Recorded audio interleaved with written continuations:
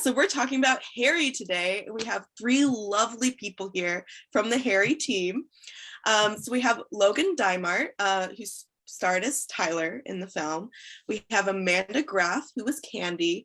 And then we also have director and writer Max Aguiar, who also made a slight appearance in the film. You might recognize him. So welcome, you three.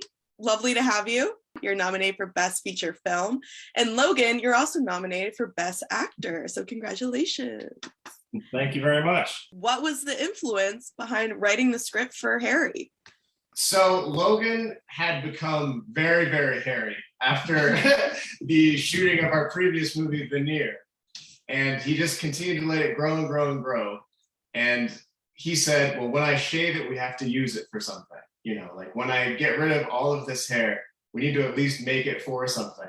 And I was like, yeah, you know, we'll do that. And we kind of got busy. And then you called me one day and you were like, I need to shave this off like tomorrow. Like, so let's start tomorrow. Yeah, we had the outline for the scene of a guy shaving his head because a girl calls him gross, and we went from there.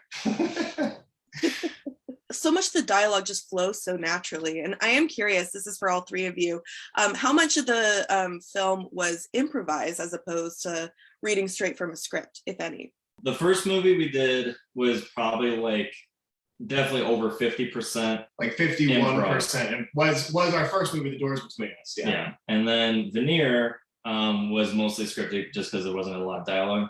But honestly, this one I want to say was like at least 75% script, if not more, like possibly even like 80 to 90%. A lot of it was scripted. It was just small little bits. That was just improv, just from doing multiple takes and just adding a little bit. And definitely. Yeah, it was a long ass fucking script. It was, I think, 132 pages. But when you have people that like embody the characters, they want to add something to it, you don't say no. Like, it's stupid. Like Sabato Imperial, who plays Tad, is a great example of that. Like, he read it, he had his vision of what he could add to it, and he just goes. So of course you don't go like, hey, you know, stick to the script. You just let people do what they want to do, for sure. Amanda, I would love to hear about how you got involved in this project as well. I offered to help like behind the camera. So they let me do sound for a few scenes, and that was really fun. And he also wrote the character for me because we were talking about after Doors, like what we wanted to make, and we were kind of working on other things. You were doing Veneer, I was doing Van, and then you wrote a character based off of kind of, I was like, I'm gonna do something that's happy.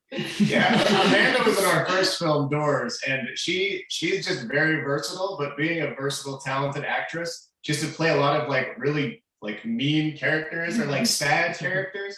And you're great at like sweet stuff. You're very good at pretending to be nice. Thanks. And so like you just want to do something funny and happy because you're great at comedy too. So it was just, that was a match made in heaven too. Like, here's a nice, lovely character. We can have this nice, lovely person. Lighthearted. Do it. Yeah. Yeah, so Max, you kind of mentioned quite a long script. And this film is quite long at 2 hours and 30 minutes. I would love to hear more about the decision to keep that length. It was a long story, and not a lot, but I'd say a good 10% was shaved off. And what's in there, I think, is essential to the story. So a lot of my background and favorite pieces of writing are like longer plays, where it is just like long dialogue, getting into the characters. So when the drama kicks off at the end, you know the people that you're dealing with, and you've seen them grow versus like, oh, we've seen a couple scenes with them. We saw a couple montages. Yeah, they're grown up. Let's get to the end of the movie. You know, comedies are 90 minutes long. So I was kind of like, I'd like to be a longer, kind of more theatrical piece with lots of dialogue and evidence of the change through the dialogue in a longer piece. So yeah, I just kept it long. I like long, boring movies. I like original Star Trek. So Hey, me too. Hey. I would also love to hear why black and white. So some of my favorite movies are in black and white. I just love the aesthetic of it. And I wanted to see a long black and white comedy. Some of my favorite two movies are Nebraska, which can be argued as a long, boring black and white comedy, and Who's Afraid of Virginia Woolf, which can be described as a very long, dialogue-heavy, boring piece of comedy. But I just like the simpleness of it, I think is the short answer. I really enjoy the simpleness and the cleanliness of black and white. And yeah, especially during night scenes. I think like a lot of the night scenes in Harry that are in black and white, I think the lighting makes them look like they're night versus, I think a big modern Hollywood trope is the overly lit nighttime scene. Before shooting it, you said you wanted to shoot it black and white, Mm-hmm. and all the like outfits were really poppy, colorful, and I was like, no, but like it was already predetermined. Do you have any films that aren't black and white? Veneer is in black and white. Oh, I thought it was because all the rest of them are. So Doors is also in black and white. That was our first film. What's your relationship to black and white? Because you and I have a different one. I also think black and white really makes you focus on dialogue, I think, more. And since this one was very long, lots of dialogue, I think it kind of helps set the tone with that as well. That it's like, you know, I don't know, just to focus on what they're saying, because most of what they're saying comes up later on in the movie, like almost completely everything. So. And Max, you also make an appearance in this film. What was your thought process behind inserting yourself into Harry? So it was hesitant at first because like I wanted to find someone that could really, really do it, but I had a very particular kind of voice I had for him when I wrote it. And I knew it was something I could do because I'd written it in my head in that voice. And I also really wanted to do the blowjob monologue at the end. And not that I wouldn't trust anyone else with it, but I had such a good feeling for how I wanted it done. And I was like, I want to do the blowjob monologue because I know I'll take it seriously, as it should be taken. Both in Veneer and this film, Coke plays one of the main characters, I would say. What is it about cocaine that speaks to you that you wanted to bring it into your film? I have an enlarged heart, so I can't do cocaine. So I find cocaine humor extremely funny because I can never do it. But even our first movie, Doors, had a bunch of cocaine. Oh, you want to humor. see cocaine usage, and you got 2 hours on your hands. Yeah, Doors. that's it. But I think we just find cocaine humor just really, really funny because it's very quick, and you can ultimately like just do a 180 on a scene just by through like sheer mood and force. I think Rich Wilhelm, who plays Arthur, the final boss at the end of the movie, he's phenomenal at that. Like he's a very emotional actor. So when you have his character, you know, who's already unstable, like you introduce cocaine in it, then he can like really act then because he can do whatever he wants. And it's just like, I believe it because this guy is insane. And I'd also like to add, I am Logan's best friend and he has an enlarged heart. And so I have also said I will never do it as well. So we have that pact, and so we insist on putting it in our movies. Were there any other like major changes that happened to the script throughout the like writing process? I feel like there was one change for sure. I mean, we were supposed to have a dance scene. That's and, right. An acid trip, and it turned into bullfighting and Thor Good coming out of memory. nowhere. Good memory. That was the main one that I remember. So Amanda, you've been acting for a long time, like since you were young. What about acting makes it still compelling to you? Like, what do you look for in a role now that you've like played all these different characters? All of them are a little bit different. I feel like it's really nice when we have prep time and we're like, okay, we're gonna shoot on these days and you have a few months to prep or whatever it is, because then you can kind of really get involved in a character and try to find them. And I feel like I learned a lot with this character.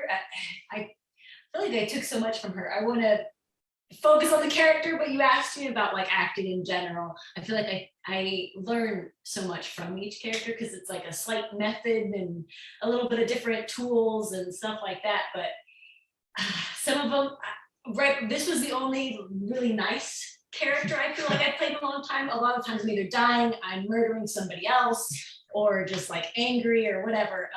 So it's just very putting yourself in somebody else's shoes in a way and accepting parts of myself that I didn't know were there, but like making it nice. Because she starts off, she's an exotic dancer, I guess. I don't really know, but there's a lot of sexual innuendos. And instead of making myself uncomfortable and be like, ooh, have you had a blowjob? It was just like kind of finding the innocence behind it and everything's a joke and that kind of thing. I don't know. I love acting. Logan, is there anything that, I mean, your character, like a lot of introspective scenes, a lot of dialogue, like looking at your life. Was there anything that you took from your character? Could probably go on a run every now and then. Probably quit drinking so much. But I don't know. I really, just since our last two movies, I've played very odd, strange characters. So this one, I just kind of wanted, I don't know. The one thing I just want to take away is that it could be somebody kind of that's easily relatable, just because everybody just goes through shit parts of their life, but they're the first person that has to make a change, I guess. So, but yeah, that's really all I wanted to just portray, is just kind of an everyday person that actually takes a step. And I'm greedy, so I wanted him to do that in two different characters. And yeah, him at the end is truly like, look, I think one of my favorite scenes in the movie is where he's sitting with Calvin and he doesn't believe he looks like a skinhead, and he just turns, and when he comes back, he's just a different guy. And that speaks to his versatility. So if you've got someone who's that talented in Logan, it's silly not to give him two roles. Max, you're the central writer of this piece, but you mentioned like allowing actors to sort of contribute where they can. Amanda or Tyler, were there any specific, or Logan, sorry, he's a character name. Boom, I'm immersed in the film. Were there any specific moments that you guys like contributed for rewrites in any scenes or anything like that? I know, the scene in front of the mirror where Logan's trying on clothes was all him, and that's the funniest scene in the movie, in my opinion, where he's trying on that was all you. Yeah, well, that's because I was wearing your clothes, and he's about 2 sizes smaller than me, so I was just like, well, I look like my stomach's made out of a sack of oranges. So, but no, yeah, I think that, and then I think some parts, I think when I tell Tad off, yeah, a little bit, just because I was more of like, I think if he's frustrated and he really wants to, and if Candy's impressed by this, then he kind of needs to do this. But I don't know. I think that was. Well, there's a million times too where like Logan does it totally different than how I've written it, but it's better. And I don't say anything. It's like, yeah, good one. You did it better. Or the dick sucking bench was one of them, wasn't it? Yeah, the dick sucking bench. It had like a similar tone, but the words were different because you just had a better idea of what you wanted to do with it. So flow. Yeah, it's flow. Something doesn't flow and ends up sucking, so you just leave it to the pros. Here, what about you? I feel like I memorized the whole script, or at least every scene I was in, like your lines, my lines. So I don't remember. The park was improv. We were running around just the acid scene, yeah. Yeah, the park was definitely just because it was more of like, oh, montage. Let's do something over there, and we're not doing sound. So, hey, Amanda, look at this leaf, and I'll try to climb a tree and then fall down. Yeah. Haha. All right, let's move on. Yeah. What have you learned about yourselves through the making of Harry? That the time you put into something is what you'll get out. It's pretty equal. You put work in, like the screenplay was written in 30 days, and it's a long ass motherfucking screenplay. And the only reason it exists because I got up every day and fucking wrote that shit. And same with editing, same with acting. Like there were days where we shoot till 4 a.m. and we got to shoot 7 a.m. the next day. We just do it. So that's probably the same answer as I gave last year, but just do it. Surround yourself with great people, perform on the edge of your abilities. And you might just surprise yourself every now and then. I learned that people you meet along the way that have similar interests with you, keep in contact with them, because I called in a lot of favors for this movie. And like Demo, who played Hercules, he was in this, and the only thing I had to pay for him was like 12 wings. So he's a good friend, and it's just like, hey, you want to be in a movie? And yeah, I don't know. Just be good to yourself and good to other people, and it'll all work itself out. Amen. And they will be in your movie shirtless with cowboy boots on. Yeah. Finish the sentence. Yeah.